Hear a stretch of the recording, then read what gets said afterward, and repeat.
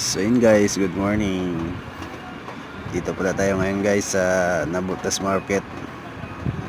And guys, pinsan ko po yan guys, namimili ng sugpo. Si Mark Anthony Ditara po pala. Ayan po pala guys yung pinipili nila.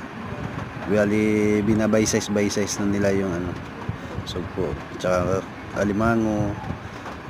Gusto order dyan, PM lang po guys. Ayan po. Guys, so maraming pipilian dito guys. Isda guys, mga lapu-lapu.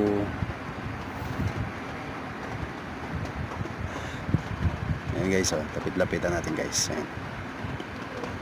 Ayan guys, so isda yan guys. So dito lang po yan guys sa Nabutas Market guys. Marami pang isda yan dyan guys. So